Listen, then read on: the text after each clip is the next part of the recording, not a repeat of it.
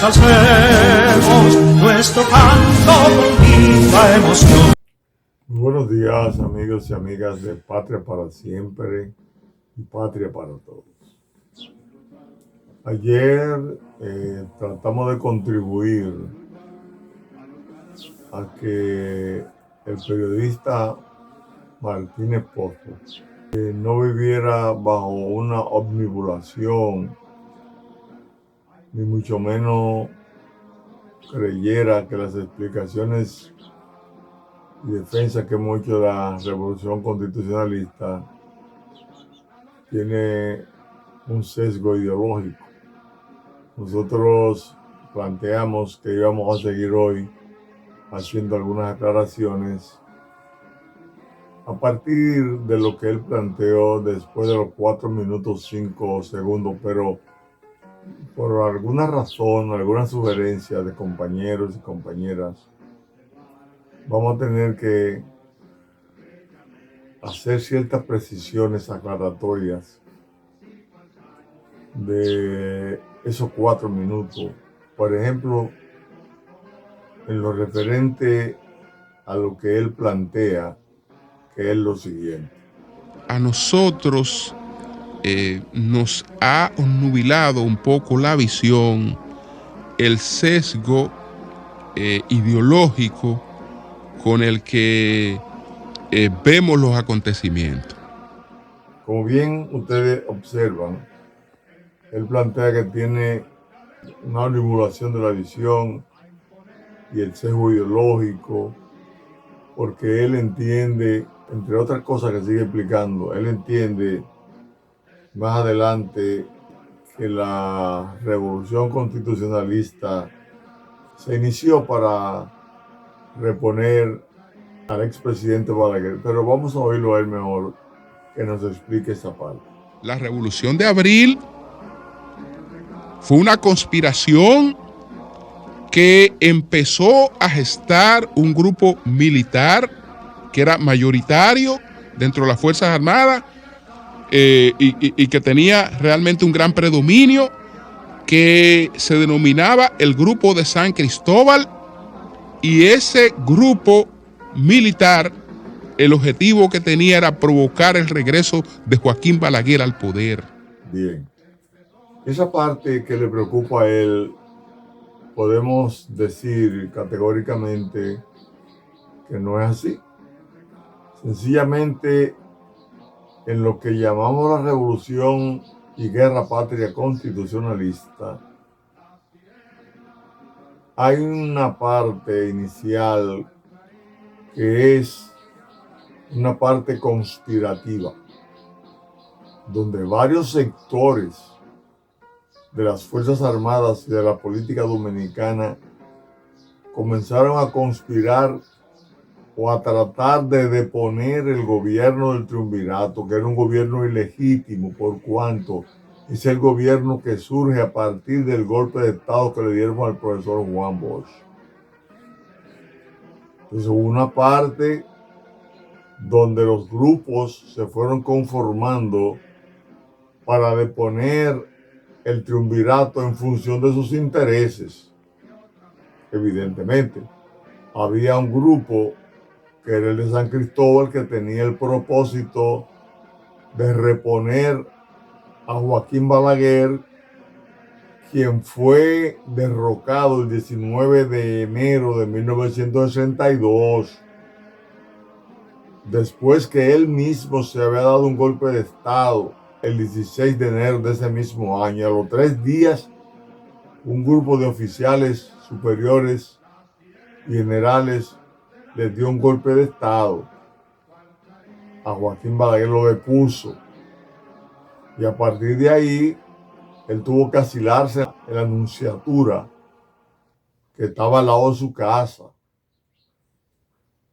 Luego él se va, sale del país o lo sacan del país. Juan Bosch, después de eso, gana las elecciones. No porque Balaguer le prestara votos ni votantes, por las razones de una maquinaria que desarrolló Bosch unas tácticas y estrategias de campaña que dieron como resultado que él derrotó al candidato de la oligarquía, que era Viriato Fiallo. Juan Bosch llega al poder y claramente demuestra que va a gobernar en favor del pueblo dominicano. Cuando hablamos del pueblo dominicano, es a favor de todos, solamente que su constitución suprimía privilegios, como era, por ejemplo, el latifundio, que estaba prohibido por cuanto las tierras las tenían que tener los campesinos para cultivarla, lo que no ocurría desde, entre otras fechas, cuando el presidente Ignacio María González comenzó a trabajar en el 1874 para proveer de tierra a sectores internacionales que pudieran venir al país. Básicamente, en aquellos periodos de los 10 años de la guerra que se dio en Cuba, de 1868 y 1878, que terminó con la paz del San Juan. Aquí se comenzó entonces a repartirle tierra a los que iban a producir caña de azúcar, fundar ingenios, etc. El fin es que la constitución del profesor Juan Bosch quiso ponerle fin al latifundio, y eso afectó a muchos sectores de ese sector oligarca terrateniente que había en el país. En fin, varias cosas más que aclararíamos más adelante. Bosch fue derrocado por la oligarquía nacional vinculada a sectores norteamericanos, donde estaba inclusive articulado cierto sector de la Iglesia Católica de aquellos tiempos. Pero ya Balaguer tenía el 25 de septiembre cerca de 2 años, más de año y medio, que no gravitaba en la política nacional, pero sí un grupo dentro de la Fuerza Armada propugnada por él, que era el grupo que dirigía Neyni Barcella, quien pasó a formar parte, como dijimos ayer, del Consejo de Estado que reformó Joaquín Balaguer a partir del 16 de enero de 1962, en esos 3 días.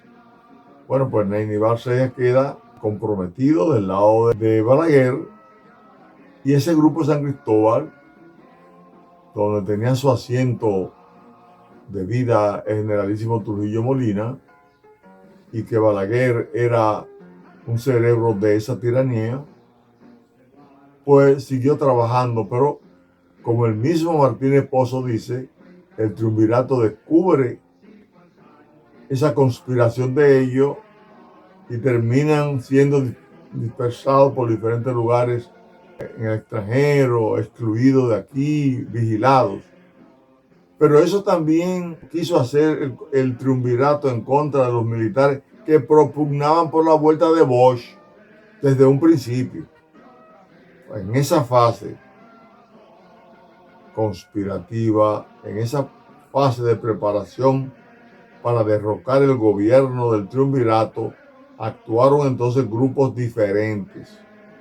El grupo pro vuelta del profesor Juan Bosch y retorno a la Constitución trabajó aparte, sin desvincularse de su objetivo fundamental, que era reponer el gobierno legítimo del profesor Juan Bosch. El retorno a la Constitución promulgada el 29 de marzo de 1963. La Constitución del profesor Juan Bosch y su gobierno, que se iba a cumplir, porque él en la toma de posesión de su gobierno había planteado que en una democracia no puede haber otro gobierno que no sea el gobierno de la ley. Y varios dominicanos, muchos dominicanos, incluyendo militares que también son dominicanos, entendieron que era la Constitución la que debería regir los destinos nacionales. Ya en Venezuela se habían dado algunos movimientos donde algunos militares hablaban de que había que respetar enteramente a la Constitución en el marco de los gobiernos. En Carúpano, por ejemplo, hubo una sublevación militar vinculada a civiles que dejó unos 400 muertos, que hablaba de la Constitución. Había un movimiento a nivel de ciertos sectores de América Latina entendiendo que la oligarquía, el caudillismo oligárquico que había permanecido durante toda la época colonial y esa etapa de la vida republicana desde 1844 a 1965 tenía que cesar. Fíjese bien que en 121 años ocurrió algo que vamos a citar en breves momentos, como consecuencia de la Revolución de Abril. Pero la Revolución de Abril no fue tampoco planificada como revolución, no. Lo que se planteó fue deponer, derrocar el gobierno ilegítimo del triunvirato, deponerlo, porque había violado la Constitución de la República en su artículo 161 y porque le había usurpado al pueblo el gobierno que el pueblo se dio en las elecciones del 20 de diciembre de 1962. El objetivo era derrocar al gobierno y con el levantamiento de los constitucionalistas, no solamente bochistas, de los constitucionalistas, que además de luchar para reponer al profesor Juan Bosch como presidente de la República, su constitución que se dio a ese gobierno, también tuvo como un tercer elemento aglutinador y que asumió con determinación la existencia de una vía democrática en la República Dominicana, fue la lucha contra la corrupción. El presidente Camaño, el 25 de mayo, así lo declaró al periódico La Nación. Esos tres componentes se iban a lograr derrocando el gobierno del triunvirato como fue derrocado. Ya a las 10 de la mañana el gobierno del triunvirato había sido derrocado. El levantamiento militar del 24 de abril, no la revolución, el levantamiento, que era el propósito, cumplió su misión, derrocó al triunvirato. Ahora, ¿por qué se forma lo que llamamos revolución y guerra patria? Bueno, porque hubo un sector de la oligarquía que incidía en la República Dominicana, que eran los norteamericanos, que no aceptaron el gobierno que sustituyó inmediatamente a las 2 de la tarde con su juramentación del doctor Molina Ureña. No lo aceptaron porque cuando ellos fueron donde Enrique Cabral, antes de él renunciar, que fue el agregado encargado de la embajada William Conet y Ralph Haywood, que era el representante naval de los Estados Unidos, cuando don Enrique Cabral, que lo había mandado a buscar, le dice que se debe hacer una invasión, invadir el país para salvar el gobierno en contra de los comunistas, ellos dicen que no, que ya lo que se ha dispuesto es que se haga una junta militar. La propuesta de la junta militar y el desconocimiento del gobierno que se había juramentado a las 2 de la tarde fue lo que provocó, entre otras cosas, el ametrallamiento del palacio el domingo en la tarde, con lo que se inicia realmente la guerra civil, que fue, como dice en parte Martínez Pozo, sí, que los norteamericanos perdieron una gran oportunidad cuando los sectores constitucionalistas fueron a la embajada y él lo abochornó en lugar de conciliar. Ya antes se había asumido una posición provocadora de esa guerra civil, que fue la propuesta de una junta militar. ¿Para juntar a quién? Si la actitud resuelta de los militares constitucionalistas y del pueblo en la calle era a la vuelta a la constitucionalidad sin elecciones. Si los sectores de la embajada entienden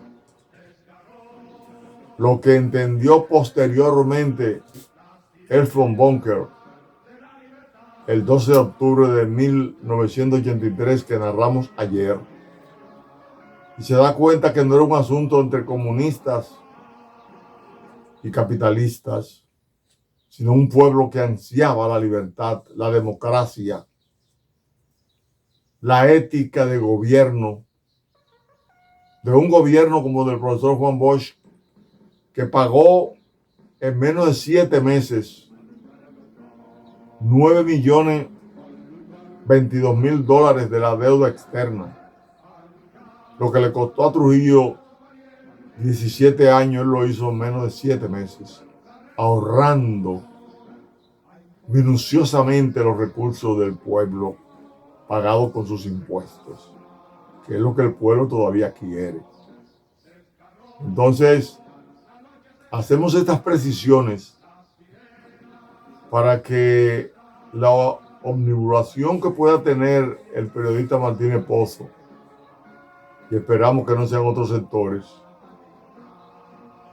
así como la acusación de sesgo ideológico a la lucha que bien intencionadamente hemos venido planteando, que no descartamos a nadie, que en nuestros análisis involucramos a todo el que tiene derecho a actuar en la República Dominicana, porque vivimos una democracia y todo el mundo opina. Sin negarle a él el derecho que tiene de opinar, tampoco nos vamos a excluir nosotros de hacer las aclaraciones que tengamos que hacer. Entonces, la guerra civil comienza por esa negación que hizo la embajada americana, que tenemos que mencionarla sin nosotros sentirnos enemigos de los americanos. No somos enemigos de nadie. Somos sencillamente contrarios a cualquier mentira. Somos contrarios a lo que le haga daño al país, porque somos dominicanos y tenemos la obligación de defender nuestra nación. Y la mejor manera de defender nuestra nación, lo hemos planteado claro, hacer lo que hay que hacer, que es que se cumpla con la ley y punto. Y la revolución fue para que se cumpliera con el mandato del artículo 161 de la Constitución y otros. Y esto hay que plantearlo claro. En esta aclaración y precisión de hoy, para que nuestro querido periodista no siga con la omnibulación y pensando en el sesgo ideológico que hay en la lucha, porque se reconozca las ventajas de abril.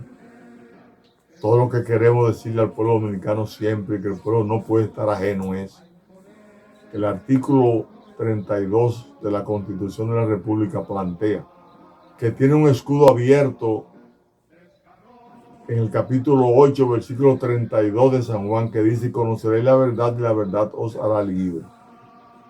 La verdad hoy es que tenemos 57 años sin golpe de Estado, producto de esa revolución y guerra patria, donde murieron, según datos de la Cruz Roja, 2.850 civiles del 24 de abril al 17 de julio de 1965, donde murieron unos 500 militares de San Isidro y 325 policías y 600 del bando constitucionalista y 44 militares norteamericanos y 172 heridos.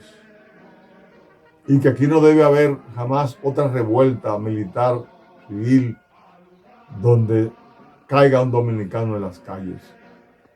Es tiempo, en 57 años sin golpe de Estado, de que aquí se fortalezca la calidad de las instituciones democráticas del país, que es la exhortación que hemos venido haciendo los constitucionalistas después de apreciar el aporte de la revolución a la democracia dominicana. La verdad es que hace falta que los partidos políticos se constitucionalicen